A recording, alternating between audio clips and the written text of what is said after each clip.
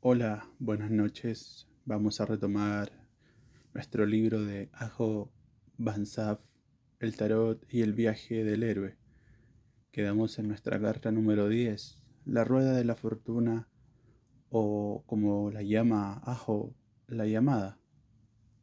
El héroe ha tomado ya conciencia de su verdadera identidad. Una vez recorrido el arco diurno del sol, el día se hace noche y es el momento de encontrar un oráculo que responda a la única pregunta que realmente importa. ¿Cuál es mi tarea? Es necesario descubrir la identidad verdadera y alcanzar así el grado de madurez necesario para poder formular esta pregunta y comprender su respuesta.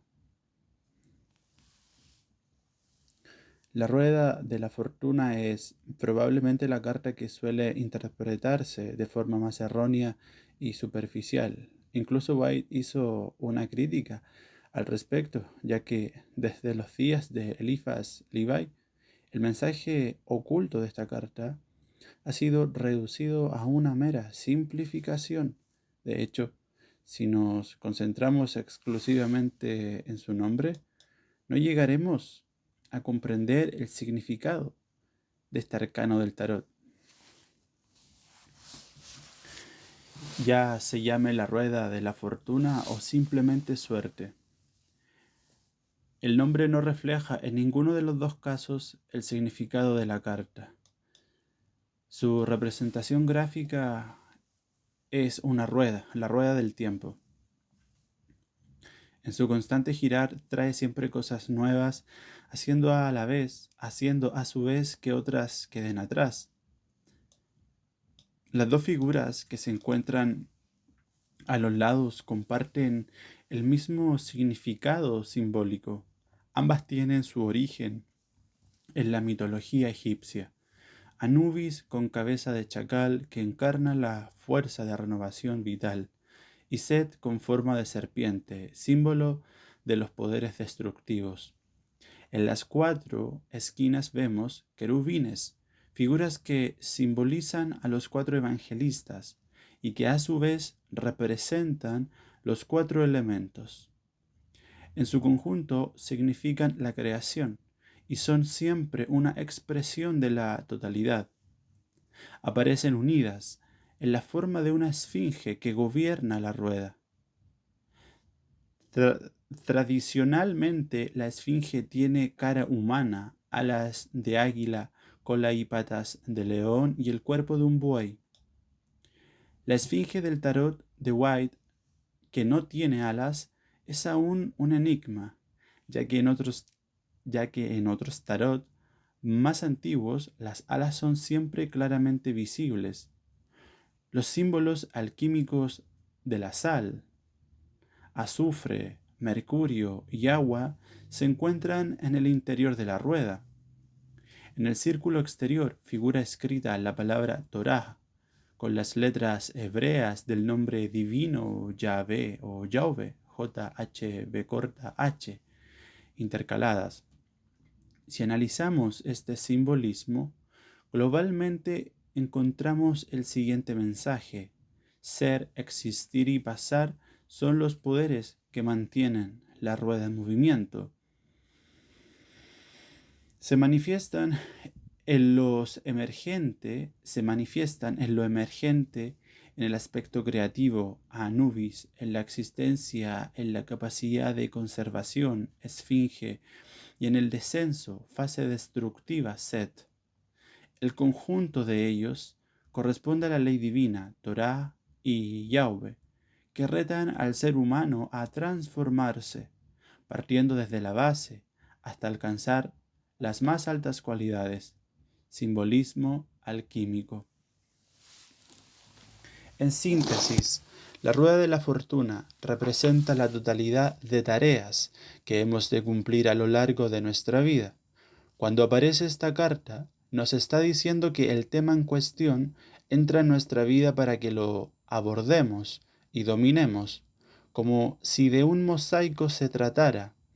A partir de todos estos aspectos individuales surgirá una imagen que nos permitirá en un principio comenzar a intuir nuestra tarea en la vida, que irá desvelándose con mayor claridad con el paso del tiempo. Sin embargo, ello no quiere decir en ningún momento que pueda resumirse en una única fórmula o palabra. Se puede hacer una descripción pictórica, como siempre se ha hecho en los oráculos a lo largo del tiempo. Tenemos un ejemplo de ello en el héroe que pregunta cuál es su tarea en la vida y recibe esta profunda respuesta: busca el tesoro escondido y difícil de encontrar. Al analizar esta respuesta desde una perspectiva psicológica, Jung nos da una esclarecedora explicación. Debemos agradecerle su estudio sobre los caracteres que a primera vista parece guardar similitudes con las antiguas tipologías. Jung establece también una diferencia entre las 4 estructuras básicas de la conciencia humana, a las que denomina funciones de la conciencia: pensamiento, emoción, sensación, intuición. Podemos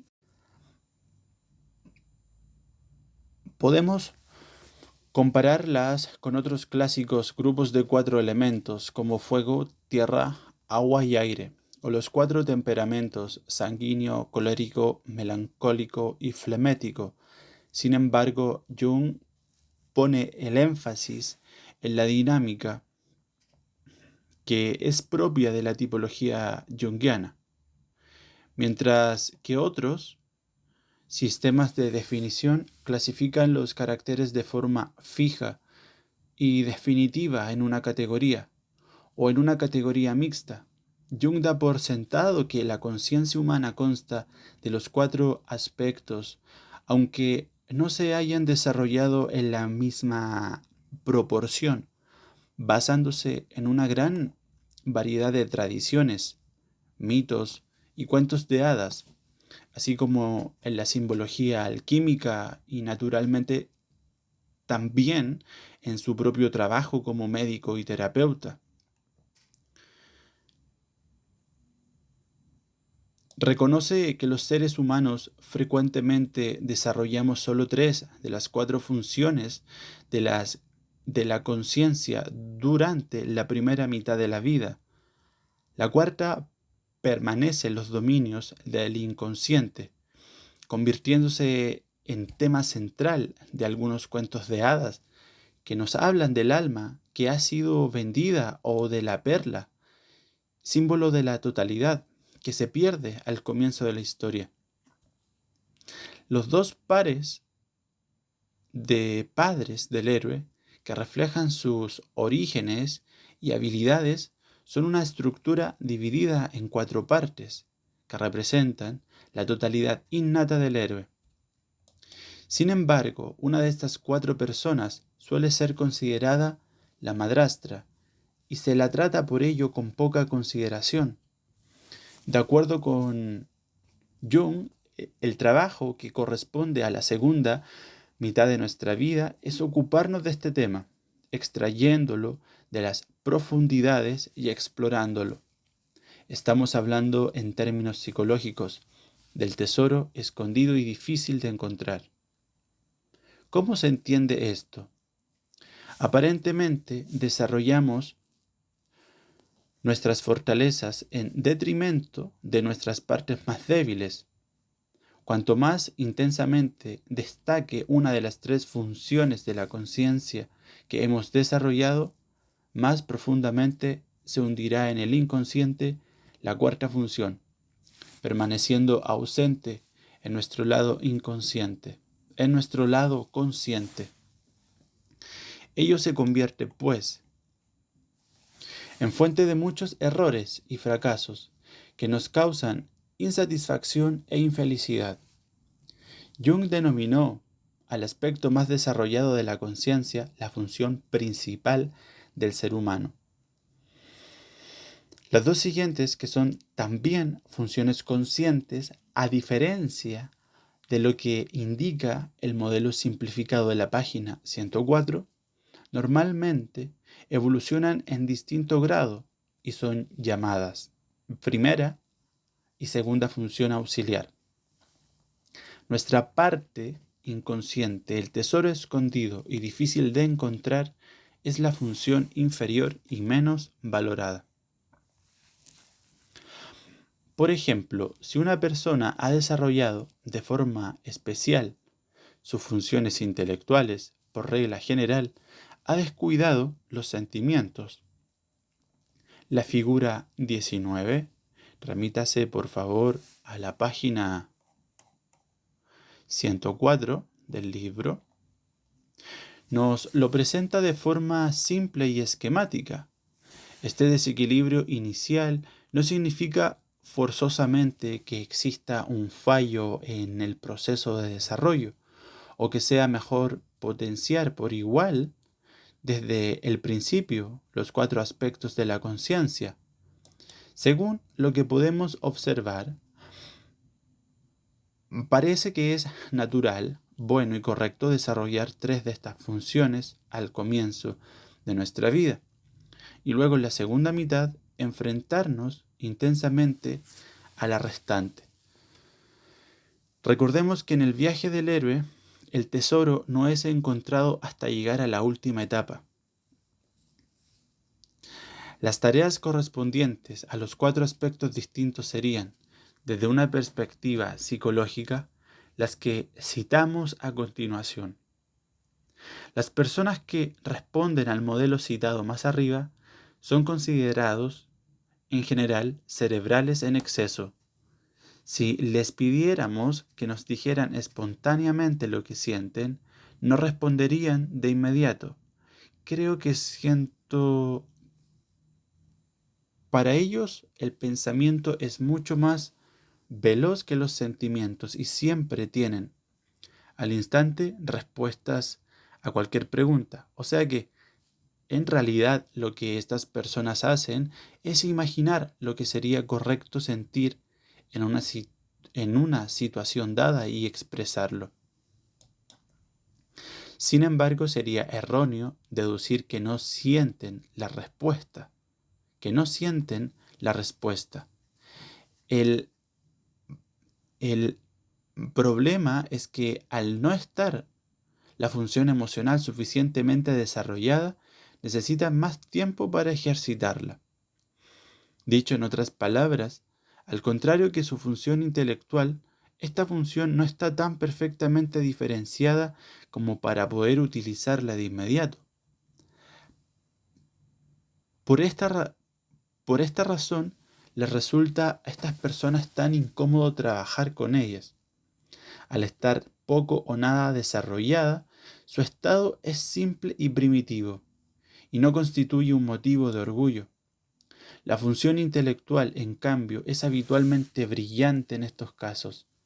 Como consecuencia, estos individuos se sienten más cómodos, ofreciendo la imagen de su lado civilizado y manifestando a su vez un cierto desdén por los sentimientos. Su lado menos desarrollado, al que consideran inferior. Piensan, en resumidas cuentas, que la humanidad bien podría prescindir de este aspecto, llegado al caso. En la segunda etapa de la vida, sin embargo, es frecuente que estas personas tengan que enfrentarse a situaciones que les desafíen a aceptar los sentimientos y a desarrollar emociones. En este mundo de gente excesivamente cerebral, no faltan tampoco los individuos viscerales. Estas otras personas tienen unas funciones emocionales tan desarrolladas que son increíblemente rápidas en emitir, de forma visceral, sus juicios u opiniones. En su caso, el modelo de conciencia es el que aparece en la ilustración del tipo emocional, figura 20. Remítase por favor a la página 105 del libro. Como mínimo, podemos decir que han descuidado su lado intelectual y que lo pasan mal intentando encontrar razones que justifiquen sus juicios emocionales o tratando de ofrecer explicaciones que respondan a algún tipo de lógica. Si alguien afirmara en cambio que no saben pensar, con toda seguridad discreparían vehementemente. Esto ocurre porque nuestra sociedad glorifica el pensamiento de forma tan unilateral que admitir una opinión así sería devastador. Las personas del tipo emocional llaman pensamiento a la expresión de sus deseos o a su extraordinaria agudeza instintiva, que en ningún caso podría considerarse pensamiento lógico, analítico y coherente. Es evidente que el tesoro escondido y difícil de encontrar sería la emotividad para los individuos excesivamente cerebrales y para los viscerales el ejercicio del pensamiento objetivo. Los individuos de tipo sensorial perciben el mundo a través de los sentidos, traduciéndolo en color, gusto, olor y forma exterior. Pueden abandonarse a este ejercicio de placer sensorial, quedándose en la forma o en las formas externas y dejando de lado las múltiples posibilidades que un objeto o un plan pueden ofrecer. Carecen por completo de capacidad intuitiva. En casos extremos pueden ver lo que es, pero no lo que es posible. El tesoro perdido sería, en este caso, desarrollar el olfato, considerar las numerosas posibilidades que el mundo puede ofrecer en su variedad, ser capaces de considerar tendencias diversas y de valorar las oportunidades que un experimento o cualquier otra cosa puedan ofrecer. En resumen, abrir el ojo interior. Ver figura 21 en página 106. El tipo opuesto experimenta el mundo de forma exactamente inversa. Los individuos del tipo intuitivo se sienten más fascinados por las posibilidades de una idea, objeto o proyecto que, como resultado, descuidan la forma y los hechos objetivos. Viven envueltos en fantasías que rara vez acaban materializando. Su tesoro perdido es aprender a vivir en el marco de la sobria realidad, no contentándose con tener una mera visión de las cosas y desarrollar la paciencia que hará posible que esa visión se concrete, traduciéndose en acción. Ver figura 22. Los querubines, las 4 figuras simbólicas que hallamos en las esquinas de las cartas, representan los 4 elementos: fuego, tierra, aire y agua. A su vez, estos corresponden a las 4 funciones que hemos descrito anteriormente, bajo la forma de 4 temperamentos. Todos los querubines llevan libros en sus manos, simbolizando las tareas y lecciones que impartirán. Si alguien formula la pregunta, ¿cuáles son mis tareas en esta vida?, una de las 4 figuras responderá: aprende de mí, desarrolla mi naturaleza esencial y conquistarás la totalidad. Al final de los arcanos mayores encontramos la carta El Mundo, con el número 21, que corresponde al círculo exterior del mandala. Ver página 76 del libro. El paraíso recuperado de las leyendas y cuentos de hadas. En el plano espiritual representa el reencuentro con la totalidad, que es la meta final de nuestras vidas. Aquí nos encontramos nuevamente con los querubines, pero a diferencia de la carta 10, esta vez no llevan libros en sus manos. Ello significa que las lecciones de la rueda de la fortuna han sido aprendidas durante el trayecto que existe entre ambas cartas. Se ha conquistado la totalidad. La cuarta función ha sido integrada, finalmente con éxito, y la persona ha sanado. Con la rueda de la fortuna llegamos a la serie de cartas pares, en el viaje del sol. Este momento corresponde al atardecer por el horizonte del oeste. Es la imagen del retorno de la luz al otro polo, oscuro y olvidado. Este instante ilustra la necesaria existencia de leyes compulsivas y el cambio que inevitablemente experimenta el Sol en este punto. En consecuencia, las experiencias que vivimos a través de esta carta son también necesarias e ineludibles. Según su contenido simbólico, lo masculino separa y lo femenino une. El tramo masculino del camino que hemos atravesado nos separa del origen. El femenino, el que tenemos delante, nos une a él, mientras que el pensamiento masculino separa, marcando siempre nuevos límites y diferencias cada vez más sutiles. El pensamiento femenino es analógico y holístico. Reconoce y da relevancia a los territorios comunes, rechazando por tanto las fronteras. El pensamiento masculino reprocha al femenino su ambigüedad por su parte. El pensamiento masculino reprocha al femenino su ambigüedad. Por su parte, el femenino se ríe de la lucha masculina por encontrar claridad, consciente de que la realidad es demasiado compleja para que una simple fórmula pueda abarcarla. El camino a través de las cartas impares nos guía hacia la multiplicidad, es decir, en dirección opuesta a la unidad original. Y nuestro ego, inmerso en un proceso de despertar y desarrollo, de búsqueda constante de claridad, se vuelve cada vez más parcial, más unilateral. Sin embargo, el camino de las cartas pares que nos queda aún por recorrer y que en un principio posiblemente intentaremos eludir, será el que nos guíe a través de la paradoja de nuestras percepciones, hasta alcanzar la unidad de todas las cosas. Por muy raro que parezca, la paradoja es una de nuestras más valiosas posesiones espirituales, mientras que la uniformidad de significado es signo de debilidad, dice Jung. Más adelante continúa, solo la paradoja nos acerca, en alguna medida, a la comprensión de la vida en su totalidad. La ausencia de ambigüedad y de contradicciones responde a una actitud unilateral, ineficaz a la hora de expresar lo incomprensible.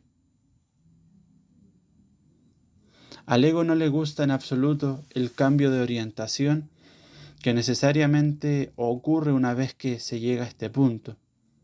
En realidad detesta tener que renunciar a ser el único medio capaz de explicar claramente las cosas. Por esta razón, tal vez los oráculos son interpretados en algunas ocasiones de forma prematura y errónea. Las dos reacciones posibles ante el cambio pueden verse con claridad en la interpretación patriarcal y en la interpretación matriarcal de la siguiente carta, la fuerza. Si este cambio fuera rechazado, ello nos llevaría de forma inevitable a la carta del colgado que, aparentemente, nos habla de desesperanza. Las cartas pares de los arcanos mayores siempre se relacionan con otras cartas por suma cruzada, ver figura 24. En este caso la carta 10, la rueda de la fortuna, nos conduce hacia la primera carta, el mago, mientras que la rueda de la fortuna simboliza los objetivos que tendremos que alcanzar durante la vida. El mago encarna la fuerza y la habilidad necesarias para hacerlo. Podemos afirmar, por lo tanto, que siempre estamos en condiciones de llevar a cabo y dominar las tareas que se nos asignan. Palabras claves sobre la rueda de la fortuna. Arquetipo, la llamada, la predicción. La tarea, reconocer en nuestro interior lo que es necesario, aceptar las tareas asignadas. Meta, transformar lo básico en algo de mayor dimensión. Dominar las tareas, alcanzar la totalidad. Riesgo, fatalismo, comprensión equivocada de las tareas. Sentimientos vitales, hechos y experiencias que nos permiten alcanzar la totalidad, aunque en un principio no nos guste. Gracias.